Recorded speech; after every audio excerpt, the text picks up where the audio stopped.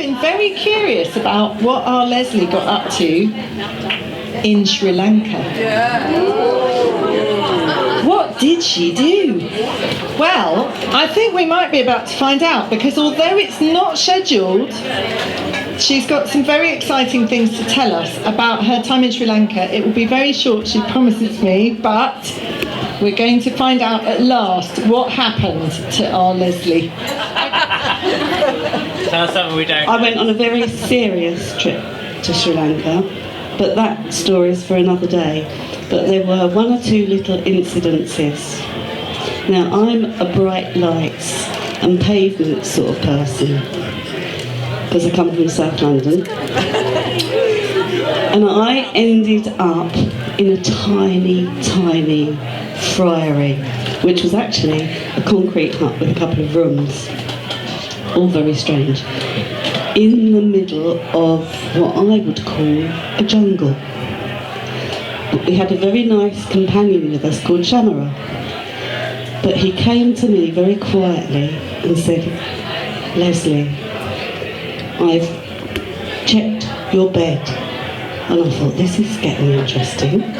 In a friary, I've pulled it away from the wall. I've also moved the little cupboard. And he said that he speaks Sinhalese, so it was all a bit kind of lost in translation. So there was a lot of sort of nodding and winking and everything going on. I've been through the cupboard. I've pulled that away from the wall. I've pulled down the shutters on the window. When you go to bed tonight, close your door firmly. Which was a joke, because actually the door didn't close. So I said, well, just jam something up against it. And he said, and look around if you get out of bed. And I'm thinking, actually I was thinking, bloody hell, what's going on? In a friary, I might add. So then he said, and when you get into your bed, get the mosquito net and tuck it in all the way around. So I've got the door blocked up, the bed's away from the wall, the cupboard's being checked. He's got his torch out and he's checking absolutely everything.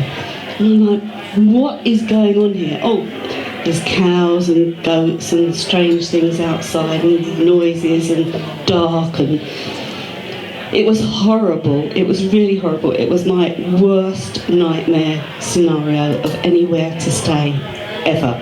And I have stayed in some strange places, as you know, because I told you I slept with 100 people when I was on pilgrimage. So